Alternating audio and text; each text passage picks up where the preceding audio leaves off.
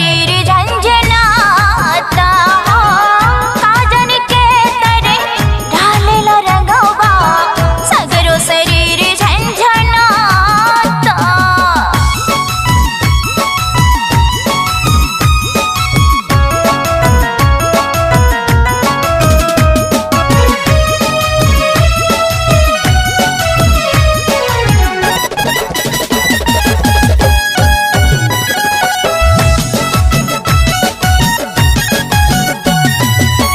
डालल चाहिए आगे तो घूम जाल पीछे, ओही रे जगहिया पर मन हमार खींचे।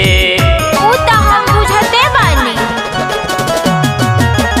जब जब डालेला त सरकेला नीचे, काहे रंग डाल तोड़ो बुढ़िया के बीच। डालल चाहिए आगे तो घूम जाल पीछे, ओही रे जगहिया पर मन हमार खींचे। अच्छा हमरा तो पते न रहे। जब जब डालेला त सरकेला नीचे, काहे रंग डाल तोड़ो बुढ़िया के बीच। लाल पियर रंगवा से छलके बदनवा, लाल पियर रंगवा से छलके बदनवा, देखी पिचकारी दंदनाता। काजन के तरे ढालेला रंगवा सगरो शरीर झंझनाता। काजन के तरे ढालेला रंगवा सगरो शरीर झंझनाता।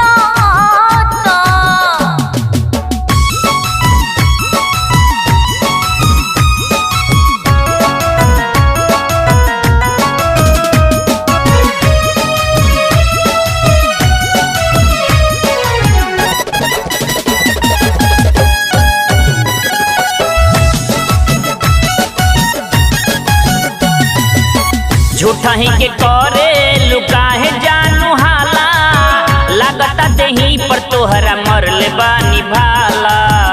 आपके का बुझाई छोट पिचकारी के बहुते बुझाना, छन छन राग तोटे देहिया में पाला।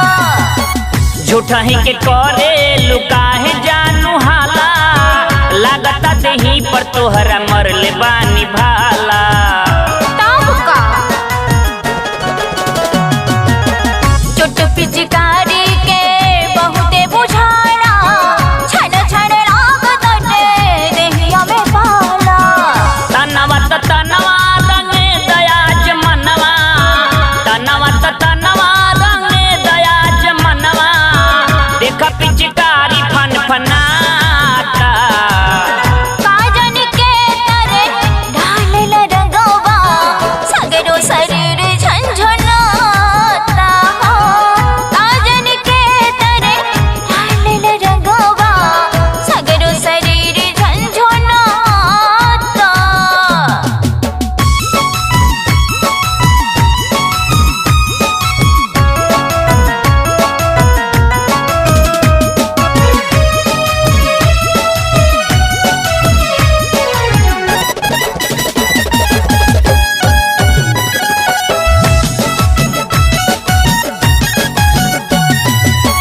गतरे गतर रंगब रंगब तोहर गाल हो, सबही रंगाई तोहर पोखरा या ताल हो। ना ना हम ना रंगवाई, हमरो बलमवाई रे सादे रंगबाज हो, ऊपर से नीचे हमर कोई दिहला लाल हो। गतरे गतर रंगब रंगब तोहर गाल हो, सबही रंगाई तोहर पोखरा या